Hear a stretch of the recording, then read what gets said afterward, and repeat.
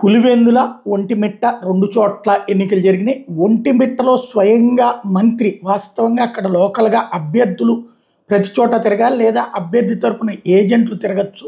అంటే ఏజెంట్ అంటే main agent వరకు చాయిస్ ఉంటుంది. అలా కాకుండా ఏకంగా మంత్రి రాంప్రసాద్ రెడ్డి అక్కడ వివిధ పోలింగ్ బూతుల దగ్గర తిరగడం, దాన్ని అడ్డుకునేటందుకు ఇటు పక్కన వైసీపీ వైపు నుంచి వచ్చినట్టు రవీంద్రనాథ్ రెడ్డి ఆయనే తిరుగుతున్నాడు అని ఇటు ఈయన ఆరోపణ. ఈ ఇద్దరి మధ్యన వివాదము నడిచింది. అలాగే పోలీసుల ఎదుటే ఇష్యూ నడిచింది. పోలింగ్ బూత్ లోపలికి వెళ్ళడం, పోలింగ్ బూత్ దగ్గర ఎవరైతే వైసీపీ ఏజెంట్ని కొట్టినటువంటి సంఘటనలు చోటు చేసుకున్న నేపథ్యంలో ఒంటిమిట్ట మండలంలో మొత్తం 30 బూతులు ఉన్నాయి. 17 బూతుల్లో రీకౌంటింగ్ జరపాలి అంటూ ఎవరైతే ఎలక్షన్ రిటర్నింగ్ అధికారి ఓబులమ్మకి ఫిర్యాదు చేసింది వైఎస్ఆర్ కాంగ్రెస్ పార్టీ. వైసీపీ తరపున ఒంటిమిట్ట జెడ్పీటీసీ అభ్యర్థి ఎరగంరెడ్డి సుబ్బారెడ్డి ఈ వినతి పత్రం ఇచ్చుకొచ్చారు. టోటల్గా పెట్టాలి అన్నటువంటి పాయింట్ని.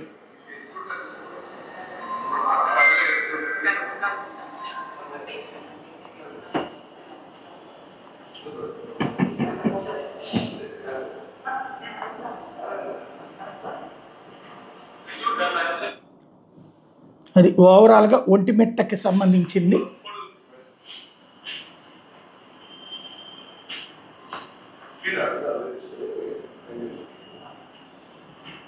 రీపోలింగ్ మరి జరుపుతారా లేదా అన్నటువంటిది ఎన్నికల సంఘానికి ఉంటుంది. లెక్క ప్రకారం పోలింగ్ బూత్ అంటే పోలింగ్ ప్రెమిసెస్, పోలింగ్ జరిగేటటువంటి ఆ ప్రెమిసెస్ ఏదైతే ఉంటుందో ఆ లోపల ఉద్రిక్త సంఘటనలు చోటు చేసుకున్నప్పుడు జరపాల్సి ఉంటుంది. మరి ఇందులో 1-2 అట్లాంటి ఇష్యూస్ ఉన్నాయి. బయట రోడ్డు మీద జరిగిన వాటిదైతే పోలీసుల్ని అడగాలి. పోలీసులు అక్కడ ఏమీ లేదు, అవి క్యాజువల్ అంటే కనుక తీసేస్తారు. సాధారణంగా పోలీసులు అటే ఉంటారు. ఇప్పుడు ప్రభుత్వం వైపున కాబట్టి అటు ఉండకపోవచ్చు. పోలింగ్ బూత్ దగ్గర లోపల ప్రెమిసెస్ లోపల జరిగిన దాని దగ్గర ఏదైనా రీపోలింగ్కి అలౌ చేస్తారా లేదా చూడాలి.